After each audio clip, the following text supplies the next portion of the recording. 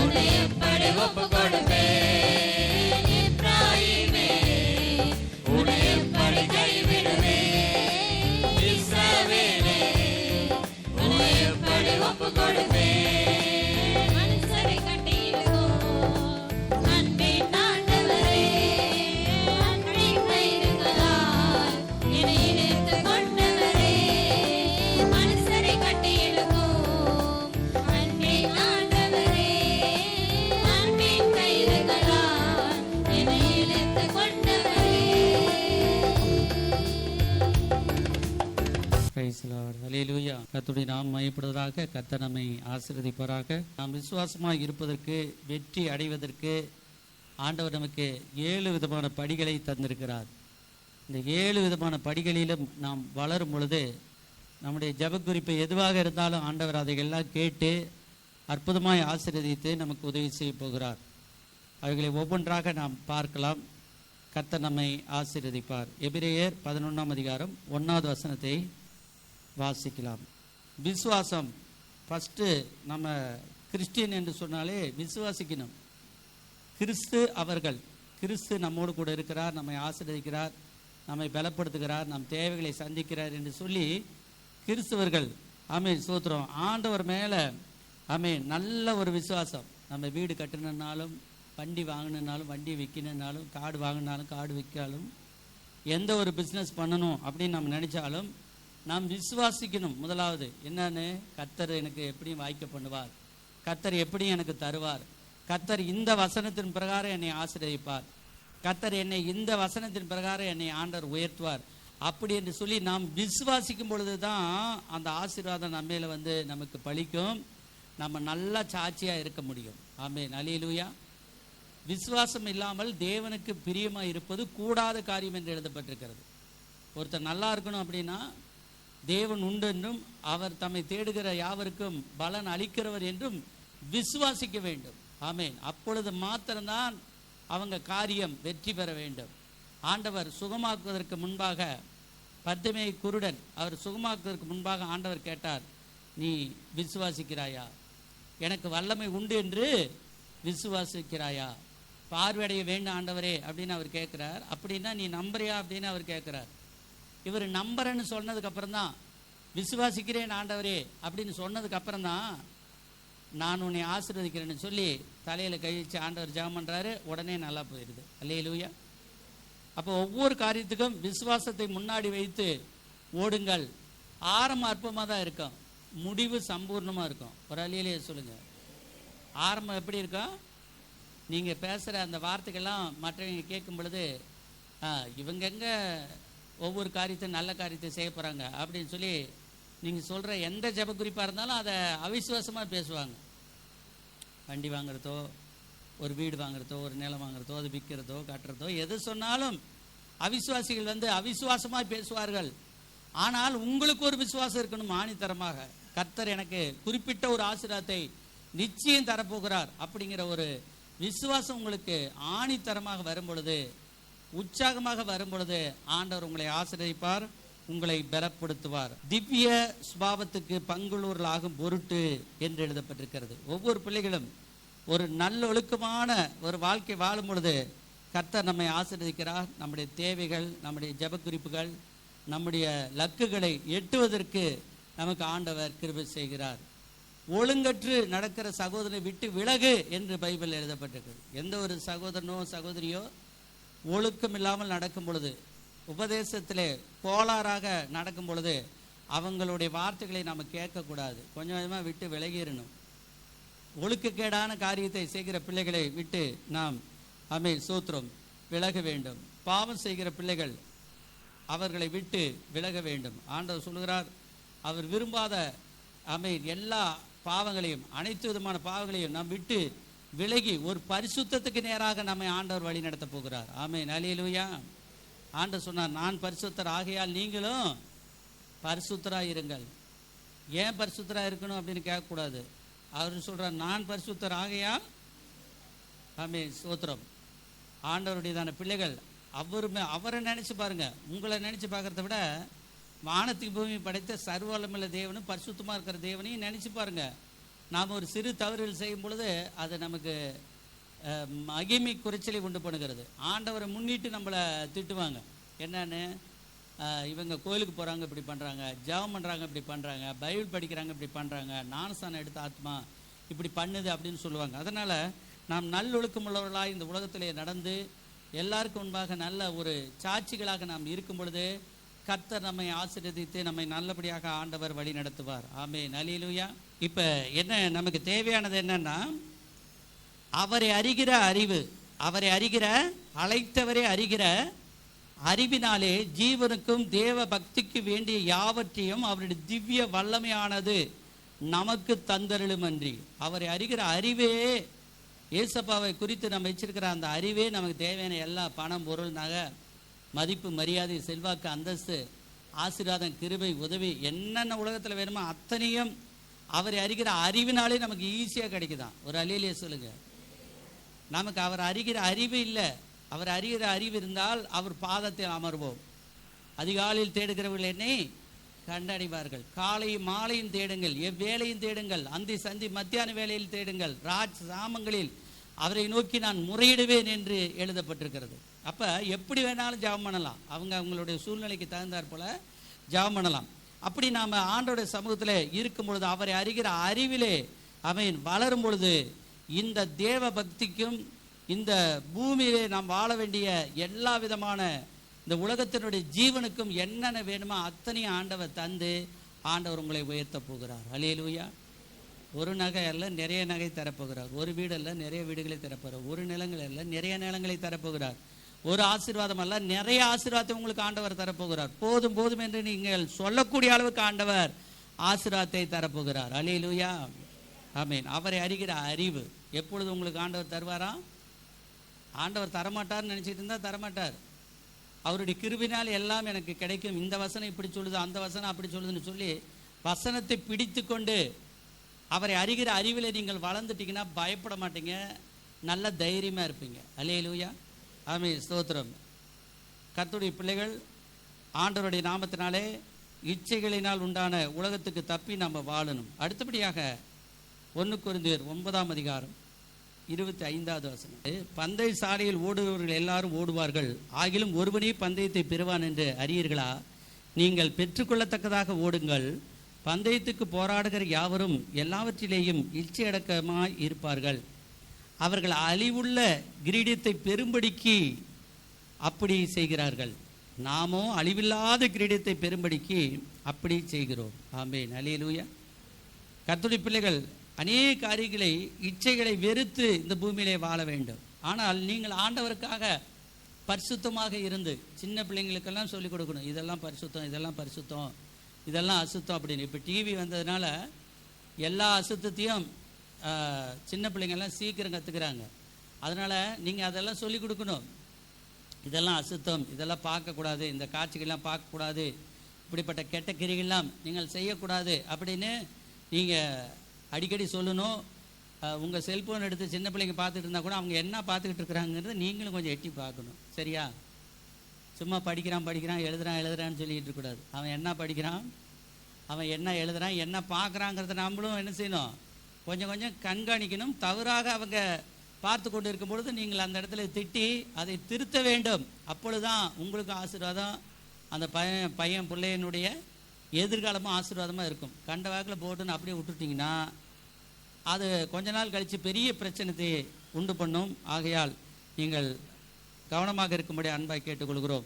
கர்த்தருடைய பிள்ளைகள் நல்ல ஒரு சகிப்புத்தன்மையோடு, நல்ல ஒரு இச்சை அடக்கத்தோடு வாழும் பொழுது நம்முடைய காரியம் எதுவாக இருந்தாலும் வெற்றி பெறுவோம். கர்த்தர் நம்மை ஆசீர்வதித்து வழி நடத்துவார். அடுத்தபடியாக ஆமென். ஸ்தோத்திரம். கலாத்தியர் 5:22 வாசிக்கலாம். ஆமென். ஸ்தோத்திரம்.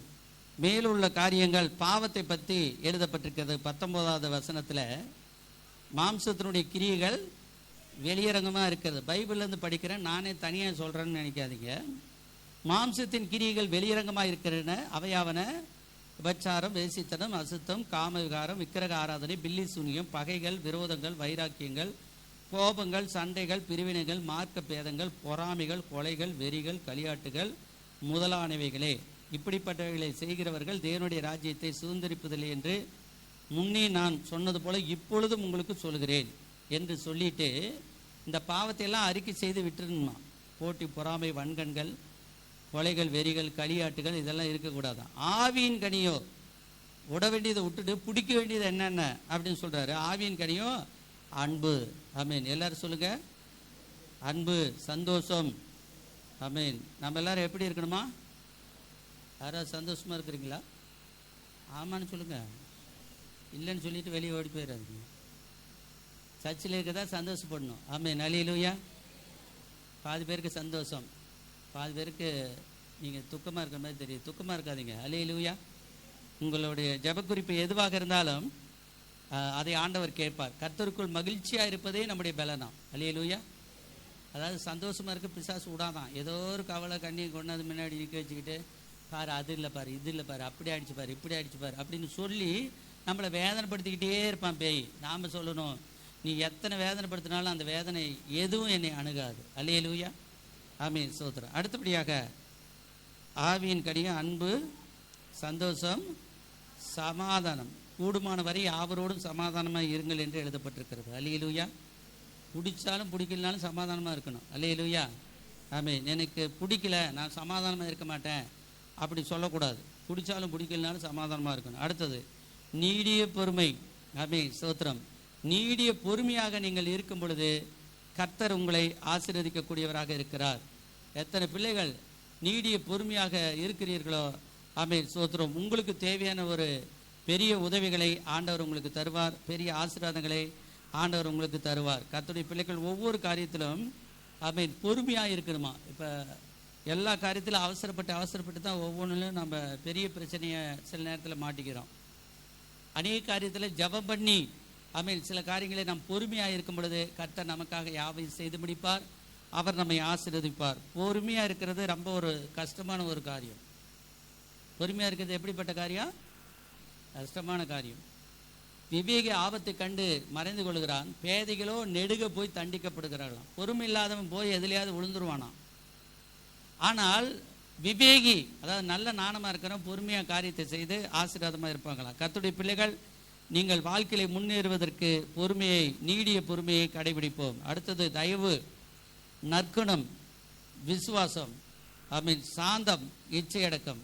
இப்படிப்பட்டவைகளுக்கு விரோதமான பிரமாணம் ஒன்றுமில்லை. இது ரொம்ப உலகத்தில் பெருசுன்னு ஆண்டவர் பாராட்டுறார். அல்லேலூயா.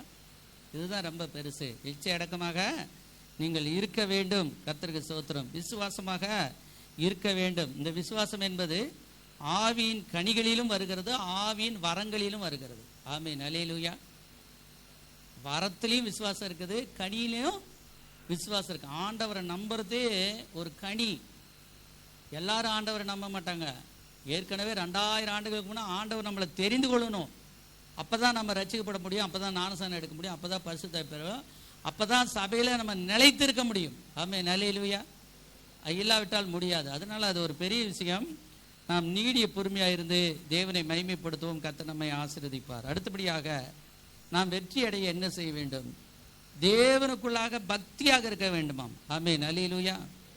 1 தீமோத்தேயு 4:7. சரீர முயற்சி அற்ப பிரயோஜனம் உள்ளது. சரீர பிரகாரமாக எந்த ஒரு காரியத்தையும் நீங்க முயற்சி பண்ணாதீங்க. தேவ பக்திக்கு ஏதுவாக முயற்சி பண்ணு. ஒரு அல்லேலூயா சொல்லுங்க. தேவ பக்தியானது இந்த ஜீவனுக்கு, இதுக்கு பின்வரும் ஜீவனுக்கும் வாக்குத்தத்தம் உள்ளது ஆகையால் எல்லாவற்றுக்கும் பிரயோஜனம் உள்ளது. இந்த வார்த்தை உண்மையும் எல்லா அங்கீகரிப்புக்கும் பாத்திரமாக இருக்கிறது. ஆண்டவர் சொல்றாரு, நீங்க சீர்கேடும் கிளவிகள் பேச்சுமா இருக்கிற கட்டுக்கதைகளுக்கு விலகி தேவ பக்திக்கு ஏதுவாக முயற்சி பண்ணு. இன்னைக்கு உலகம் பார்த்தீங்கன்னா கட்டுக்கதையை தான் அதிகம் நம்புது. சினிமா கதைகளையும் நாடக கதைகளையும் அது பார்க்குறேன் இது பார்க்குறேன்னு சொல்லி பிள்ளைங்கள்லாம் பார்க்குறாங்க, அதெல்லாம் நம்புகிறாங்க. அந்த நம்புதனுடைய விளைவு கடைசியாக பாவமாக போகிறது, சாபமாக போகிறது, வியாதியாக போகிறது, அதனால தொந்தரவாக பார்க்கிறது. நீங்கள் தேவ பக்தியாக இருப்பதற்கு முயற்சி பண்ணுங்கள். பக்தி உள்ளவனை தேவன் தற்காத்து இடும்பு செய்வதற்கு பூர்ணமாய் பதிலளிப்பாராம். பக்தி உள்ளவனே ஆண்டவர் தற்காத்து. பக்தியாக நீங்கள் இருந்தால் யாருக்கு லாபம் அப்படின்னா உங்களுக்கு தான் லாபம். ஒரு அல்லையிலே சொல்லுங்க. சாராயம் குடிக்காத இருந்தால் யாருக்கு லாபம்னா, யார் குடிக்காமல் இருக்கிறீங்களோ அவங்க சரீரத்துக்கு தான் லாபம். அல்லேலூயா. பீடி சிகரெட்டு குடிக்காத இருந்தால் யாருக்கு லாபம்? ஹான்ஸ் போடாத இருந்தால் யாருக்கு லாபம்? யார் போடாமல் இருக்கிறீங்களோ அவங்க சரீரத்துக்கு தான் லாபம். இன்றைக்கி நிறைய பேர் நினைக்கிறாங்க ஆண்டவருக்கு ரொம்ப லாபம் நான் குடிக்காமல் இருக்கிறதுனால, நான் புகைக்காமல் இருக்கிறதுனால ஆண்டவருக்கு லாபம். ஆண்டவருக்கு எந்த லாபமும் இல்லை. உன் சரீரத்துக்கு தான் முதல் லாபம். நல்லா இருப்பீங்க, நோய் வராது, தீர்க்காயுசு வரும். அல்லேலூயா. ஆமென். ஸ்தோத்திரம். அதனால் விட்டுவிட வேண்டிய காரியத்தை விட்டுவிட்டு பெற்றுக்கொள்ள வேண்டிய காரியத்தை நாம் பெற்றுக்கொள்ளும் பொழுது கர்த்தர் நம்மை ஆசீர்வதிக்கக்கூடியவராக இருக்கிறார். ஆக தேவ பக்திக்காக நம்முடைய சரீரத்தில் தேவ பக்தியை காட்டணும், நம்முடைய ட்ரெஸ்ஸில் தேவ பக்தியை காட்டணும், நம்முடைய பேச்சில் தேவ பக்தியை காட்டணும். கர்த்தருடைய பிள்ளைகள் ஆமென் ஸ்தோத்திரம் உலகத்தினுடைய காரியங்களை அதாவது கற்பனை உலகத்திலே வாழாதீங்க, ஆண்டவருடைய உலகத்தில் வாழுங்க. அல்லேலூயா. உலகத்தின் கற்பனை இருக்கக்கூடாது, ஆண்டவருடைய கற்பனை இருக்கலாம், விசுவாச கற்பனை இருக்கலாம். ஆனால் சீர்கேடும் கிளைவிகள் பேச்சுமா இருக்கிறதான அந்த கற்பனைகள் என்ன செய்யக்கூடாது, இருக்கக்கூடாது. கர்த்தர் நம்மை ஆசீர்வதிப்பாராக. சரீர முயற்சி அற்ப பிரயோஜனம் உள்ளது. தேவ பக்தியானது இந்த ஜீவனுக்கும் இதுக்கு பின்வரும் ஜீவனுக்கும். இந்த ஜீவன்னா என்ன? இப்போ நம்ம எல்லாரும் உசுரோடு இருக்கோம். ஆமேன்னு சொல்லுங்க. அதில் யாருக்காவது சந்தேகம் இருக்கா? அப்போ இது இந்த ஜீவன், இது என்ன ஜீவன்? இந்த ஜீவன். இதுக்கு பின்வரும் ஜீவன் அப்படின்னு போட்டிருக்குது பாருங்க, அதுதான் மகிமையானது. இதுக்கு பின்வரும் ஜீவன் என்ன? நித்திய ஜீவன். ஒரு அலையிலே சொல்லுங்க. மரிச்சிட்டாங்கன்னா அவங்களுக்கு என்ன ஜீவன் கிடைக்கிறது? நித்திய ஜீவன். ஆமென், ஸ்தோத்திரம். அப்போ அந்த நித்திய ஜீவனை கிடைக்கும் போது ஆண்டவர் என்ன செய்கிறாரு? ஆசீர்வதிக்கிறார். நம்ம தேவ பக்தியாக இருந்தால் என்ன லாபம் அப்படின்னு சொல்லக்கூடாது. கர்த்தருக்கு ஸ்தோத்திரம். சரீர முயற்சியானது அதாவது தேவ பக்தியானது இந்த ஜீவனுக்கும் லாபம், அடுத்த ஜீவனுக்கும் லாபம். நம்முடைய மெர்சி சிஸ்டர் அவர்கள் நம்முடைய சபையிலே நீண்ட நாள் விசுவாசியாக இருந்தார்கள். 2-3 வருடத்துக்கு முன்பாக மரித்து விட்டார்கள். அவர்கள் எவ்வளோ ஒரு பயபக்தியாக இருப்பார்கள். நல்லா படிச்சுவீங்க, நிறைய சம்பளம் வாங்குவீங்க, நிறைய ஆஃபீஸுக்கிட்டெல்லாம் நல்லா பேசுடுவீங்க. அப்படிப்பட்ட கர்த்தருடைய பிள்ளைகள் சபைக்கு வந்த உடனே எவ்வளோ ஒரு தாழ்மையாய், எவ்வளோ ஒரு அன்பாய், எவ்வளோ ஒரு பண்பாய், முதல் நாள் எப்படி நடந்துக்கிட்டாங்களோ சோத்திரம் சொல்லி முட்டி போட்டு தான் எப்பயுமே ஜெபம் பண்ணிக்குவாங்க. ஒரு அலையிலே சொல்லுங்கள். காணிக்கு கொடுக்கும்போது முட்டி போட்டு காணி கொடுப்பாங்க. கவரில் வச்சு காணிக்கு தருவாங்க, முட்டி போட்டு காணி கொடுப்பாங்க. ஏன்? தன்னுடைய பக்தியை அவர்கள் அதை காட்டுகிறார்கள். அல்லேலூயா. சிலர் நீங்களாம் இந்த துணியெல்லாம் மேலே சரியாக போட மாட்டீங்க, அந்த முக்காடெல்லாம் போட மாட்டீங்க. அவங்கெல்லாம் வந்ததுலேருந்து போகிற வரைக்கும் கரெக்டாக முக்காடு போட்டிருப்பாங்க. வெளியே போயிட்டு வண்டி எடுத்துகிட்டு போகும்போது தான் அந்த முக்காடை கழட்டுவாங்க. அதை ஒரு கரெக்டாக பின்னு போட்டு அதை கச்சமாக குத்தி கீழே விழாத மாதிரி பண்ணுவாங்க. அல்லேலூயா. ஆமென், ஸ்தோத்திரம். பக்தியாக இருந்தால் யாருக்கு லாபம்? எல்லாருக்கும் லாபம். அல்லேலூயா. இப்போ அவங்க இந்த ஜீவனில் இல்லை, வேறு ஜீவனில் இருக்கிறாங்க. வேறு ஜீவனில் இருக்கிறதுக்கு ஆண்டவர் அவங்களுடைய பக்தியெல்லாம் கண்ணோக்கி பார்ப்பார், ஆண்டவர் ஆசீர்வதிப்பார். அல்லேலூயா. அவங்க தனச்சலியன் சபைக்கு வரமாட்டான், மெய்யரசன் வரமாட்டான், என்னைக்காவது ஒரு நாளைக்கு தான் வருவாங்க. அவங்க பேர்லாம் அசோகன், தனச்சலியன், மெய்யரசன் 3 கவர். இவங்களது தசம்பாங்காணிக்கு ஒரு கவர். அவங்க காணிக்கெல்லாம் சின்னதாக இருக்கும், இவங்க காணிக்கு மட்டும் தசம்பாங்க மட்டும் பெருசாக இருக்கும். ஏன்? அவங்க வல்லுன்னா கூட, அவங்க வரல நம்பலன்னா கூட இவங்க ஆண்டவரை நம்புகிறாங்க. ஒரு அலையிலே சொல்லுங்கள். எப்படியாவது எங்கள் பையனுக்கு ஒரு ஆசீர்வாதம் வரட்டும், என் பிள்ளைக்கு ஒரு ஆசீர்வாதம் வரட்டும், கணவருக்கு வரட்டும், விசுவாசிக்கிறாங்க. அந்த பக்தி நம்மக்கிட்ட இருக்குதா என்று நாம் நினைத்து பார்ப்போம். கர்த்தர் நம்மை ஆசீர்வதிப்பார். இந்த சபைக்காக கட்டட பணியாக இருந்தாலும் சரி, ஊழியமாக இருந்தாலும் சரி, ஆரம்ப நிலையிலே நாங்கள் ரொம்ப கஷ்டப்படுகிறோம். அப்புறம் கொஞ்சம் வளர்ந்ததுக்கப்புறம் விசுவாசிங்க என்னையெல்லாம் கஷ்டப்பட விட மாட்டேங்கிறாங்க. கேசவெல்லாம் இருக்கும்போது அவன் சொல்லுவான், நான் ஒரு சின்ன வேலையை செய்வேன், அவங்க வேலை செஞ்சுட்டு இருக்கும்போது அப்புறம் இடிச்சுக்குவேன், ரத்தங்கத்தை வந்துடும். அவன் சொல்லுவான், நீங்கள் எந்த வேலையும் செய்யாதீங்க, நீங்கள் செய்யாத இருக்கிறது தான் எங்களுக்கு உதவியை, நீங்கள் செஞ்சுட்டு அதை இதையும் சொல்லிகிட்டு இருக்கிறத விட நீங்கள் செய்யாமல் ஒரு பக்கம் உட்காருங்க அப்படின்னு சொல்லி என்னை சேர் போட்டு உட்காந்து வச்சுருவான். வேலை செய்ய விட மாட்டான். அப்போ வேலை செய்கிறவங்களோடு சின்ன வேலையை நானும் சேர்ந்து செய்வேன், ஒரு குறிப்பிட்ட லெவல் வர வரைக்கும். அதுக்கப்புறம் அதுவே வளர்ந்துருச்சு, செய்ய என்னை விட மாட்டேங்கிறாங்க. ஆனாலும் நான் செய்ய வேண்டிய ஒரு சில பணிகள் இருக்கிறது. அவங்களுக்கு என்ன தேணும்? தீனியெல்லாம் வாங்கி கொடுக்கணும், சிமெண்டெல்லாம் வாங்கி கொடுக்கணும், பணமெல்லாம் என்ன செய்யணும்? நேரத்துக்கு கொடுக்கணும். அந்த வேலையெல்லாம் நான் ஓடி ஆடி உற்சாகமாக செய்வேன். ஆகையால் அவர்கள் என்னை நேசிக்கிறார்கள், நான் தலைவராக இருக்கிறேன். ஒரு அழியிலே சொல்லுங்கள். எந்த வேலையுமே செய்யாமல் நீங்கள் தலைவராக மாறணும்னு நினைக்கிறீங்க. அநேகர் சபை விட்டு போகிறாங்க. காரணம் என்ன தெரியுங்களா? பாராட்டு கிடைக்கலையா? என்ன கிடைக்கல சொல்லுங்க? என்ன கிடைக்கலையா? பாராட்டு பைபிளே எழுதியிருக்குது. நன்மை செய்தால் மேன்மை இல்லையோ? எல்லாரும் சொல்லுங்க. நீ நன்மை செய்யாத இருந்தால் பாவம் வாசப்படியிலே படுத்திருக்கும். அபே சோத்திரம். அந்த பாவத்தை தான் நீ ஒவ்வொரு தரமும் தாண்டிட்டு போற. ஆனால் நீ நன்மை செஞ்சுனா அந்த பாவம் உன்னை விட்டு ஓடிடும். அபே சோத்திரம்.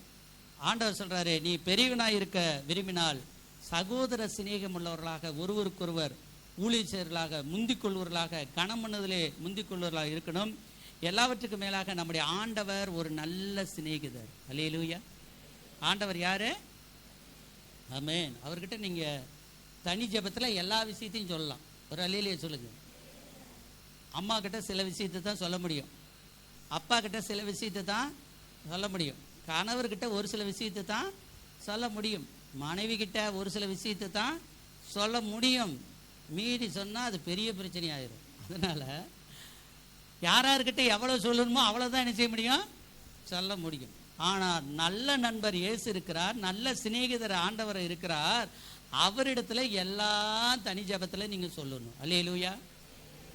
சர்ச்சில் சில நேரத்தில் சொல்லுங்கள், ஏகோபித்து எல்லாரும் ஜபம் பண்ணிட்டு இருக்கிறோம்ல, அப்போ உங்கள் ஜபத்தை யாரும் கேட்க மாட்டாங்க. அதனால நீங்கள் ஆண்டவர்கிட்ட தெளிவாக சொல்லிடுங்க. ஒரு அலையில சொல்லுங்கள், எல்லாம் சத்தம் போட்டு ஜபம் பண்ணுங்க. யார் பார்க்குறாங்க அதெல்லாம் நீங்கள் நினைக்காங்க. அவங்க பார்த்தா என்ன 10 லட்சம் நமக்கு கிடைக்க போகுது, பார்க்கலன்னா என்ன 10 லட்சம் நமக்கு குறைய போகுது, ஒன்றும் கிடையாது. சரியா? எல்லாம் துண்டை உதறி தோல் மேலே போட்டுவிட்டு அவங்கவுங்க போக போகிறோம், அவங்கவுங்க வீட்டுக்கு ஓட போகிறோம். அவங்க பார்த்தான்னா பார்க்கலன்னு நமக்கு. நீங்கள் ஜபம் பண்ணுங்க. ஒரு அலையிலே சொல்லுங்கள், நீங்கள் பாட்டு படிங்க, நீங்கள் வந்து நல்லா கைத்தட்டுங்க, நீங்கள் நல்லா அந்நிய பாஷை பேசுங்க, மற்றவங்களை பார்க்காதீங்க. நம்முடைய ஆண்டவர் நம்மை அநேகமாக சிநேகிக்கிறார். அவருடைய சிநேகிதர்கிட்ட அதிக நேரம் நம்ம பேசணுன்னு ஆண்டவர் ஆசைப்படுறார். அல்லேலூயா. உலகத்தில் அத்தனை பேர்கிட்ட நம்ம பேசுகிறோம், ஆண்டவர்கிட்ட மட்டும் நம்ம பேச மாட்டேங்கிறோம். நல்லா புரிஞ்சுக்கணும்.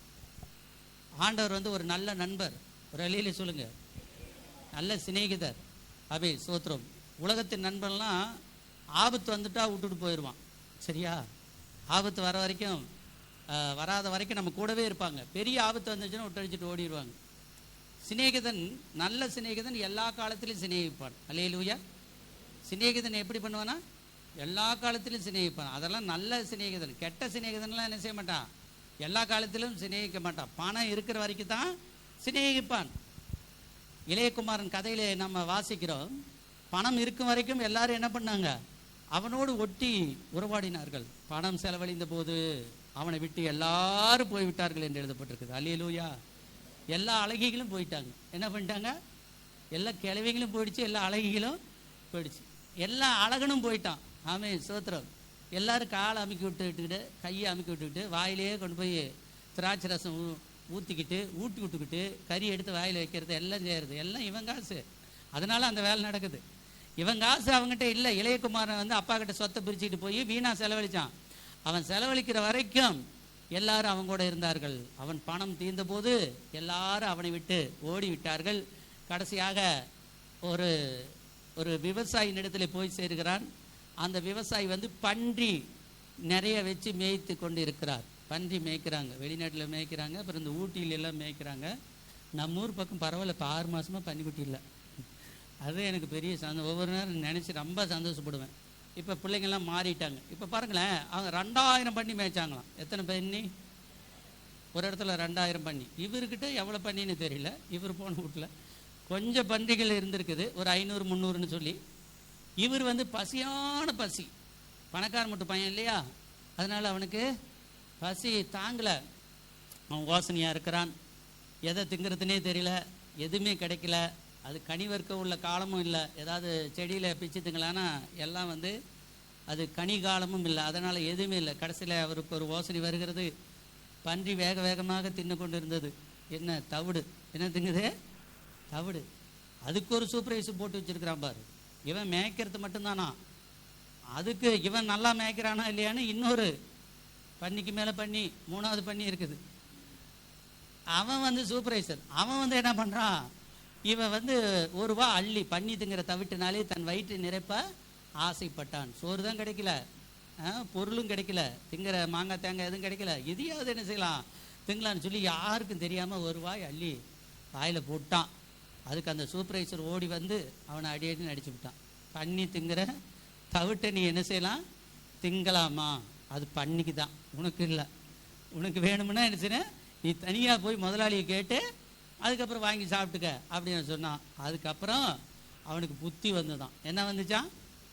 புத்தி வந்தது. இன்றைக்கி நாம் அப்படி தான் உலகத்தில் பணம் இல்லாமல் பொருள் இல்லாமல் தவிட்டை தின்னிக்கிட்டு இருக்கிறோம். நம்முடைய ராஜாதி ராஜா நிறைய பணம் வச்சுருக்கிறார். ஒரு அள்ளியிலே சொல்லுங்கள். நம்ம ராஜாதி ராஜா கிட்ட கேட்கவும் தெரியல, கொடுக்கவும் தெரியல, வாங்கவும் தெரியல, ஒன்றுமே பண்ண தெரியல. நம்ம சொல்லப்போனால் உலகத்தில் ஒரு பைத்தியம் பிடிச்சிங்க போல தான் நம்ம இருக்கிறோம். பைத்தியம் இல்லை, ஆனால் நல்லா டெஸ்ட் பண்ணால் பைத்தியங்க அப்படின்னு யாராவது சொல்லிவிடுவாங்க. ஏன்னு கேட்டால் எல்லா ஆசீர்வாதத்தையும் ஆண்டவர் கொடுத்து வச்சிருக்கிறாரு. அப்புறம் நம்ம அதை எடுக்க தெரியாமலும் வாங்க தெரியாமலும் விற்க தெரியாமலும் எதுவுமே பண்ண தெரியாமல் ஆண்டவர் குறை சொல்லிட்டு இருக்கிறோம். அல்லேலூயா. அந்த இளையகுமாரன் தீர்மானம் எடுத்தார், என்னுடைய அப்பா வீட்டிலே நிறைய பணம் பொருள் இருக்குது, அல்லேலூயா, எங்கள் அப்பா வீட்டுக்கு போவேன் அப்படின்னு சொன்னார். போனார். அவன் கொஞ்சம் பயமாக தான் இருந்தது, வெக்கமாக தான் இருந்தது. என்ன பண்ணுறது, வெக்கப்பட்டாலும் பயப்பட்டாலும் சரி அங்கே தான் போகணும். ஆமென், ஸ்தோத்திரம். சண்டை செல் கட்டிக்கிட்டு வந்துட்டிங்கன்னா எங்கே போகணுமோ அங்கே தான் போகணும். ஒரு அள்ளியிலே சொல்லுங்கள். கொஞ்சம் வெக்கமாக இருக்கும், அதெல்லாம் தூர தள்ளிட்டு ஆண்டவரே கதின்னு போயிடணும். அப்பொழுது கர்த்தர் நம்மை ஆசீர்வதிக்கிறார். நீங்கள் எல்லாரும் ஆண்டவருக்குள்ளாக இருங்கள். ஆமென், ஸ்தோத்திரம். 7 படிக்கட்டுகளை பார்த்தோம். விசுவாசமாக இருப்பது, எல்லாரும் சொல்லுங்கள். விசுவாசம், நல் ஒழுக்கம்,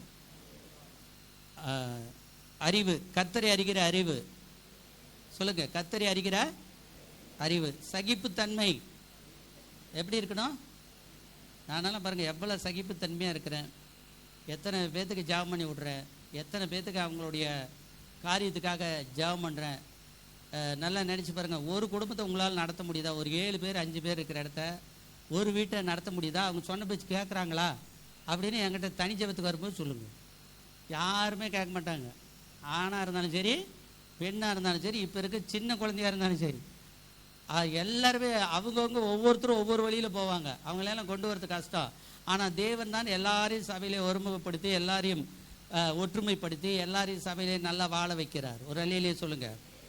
ஆமென். சகிப்புத்தன்மை நமக்கு தேவை. அடுத்தது பொறுமை. என்ன தேவை?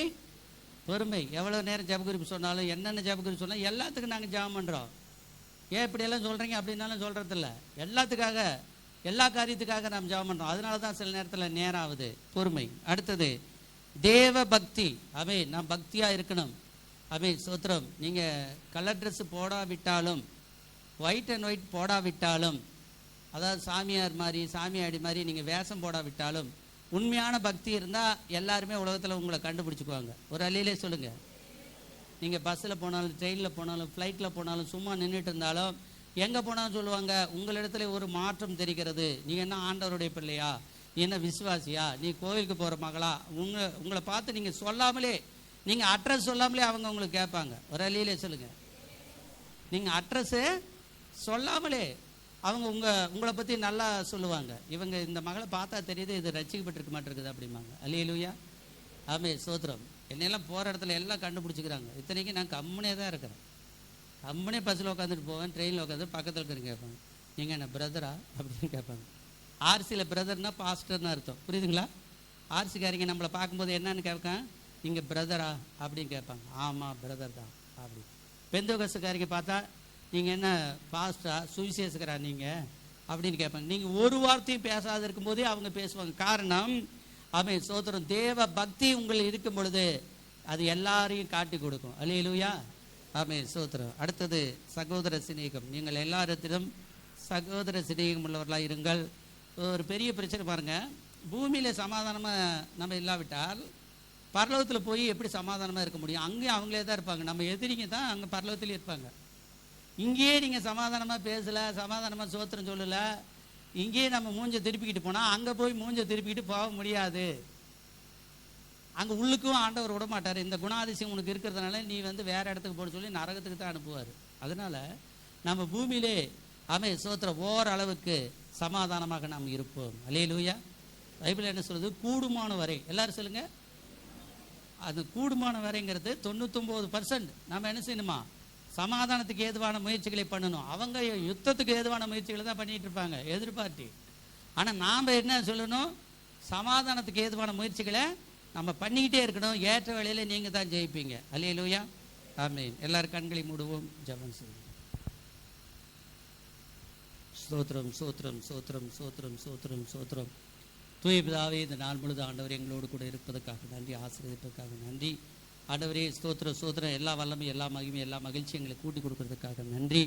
நாவில் சொல் பிரவாதம் முன்னமே எங்கள் தேவைகள் எல்லாம் அறிந்திருக்கிற எங்கள் தேவாதி தேவன் நல்ல ஆண்டவரே ஆசீர்வாதத்தை தந்து, நல்ல சுகத்தை தந்து, நல்ல பலத்தை தந்து, நல்ல உற்சாகத்தை தந்து எங்களை வழிநடத்தும். நான் உன்னை விட்டு விடுவதுமில்லை, உன்னை நான் கைவிடுவதும் இல்லை என்று சொல்கிற கர்த்தர் இந்த பிள்ளைகளை கைவிடாமலும், கலங்க விடாமலும், சோர்ந்து போக விடாமலும் எல்லா ஆசீர்வாதத்தையும், எல்லா வல்லமையும் கூட்டி தாங்க, பலப்படுத்துங்க, வழி நடத்துங்க, பொறுப்படுங்க. நன்றி. இயேசு நாமத்தில் பிதாவே, ஆமென்.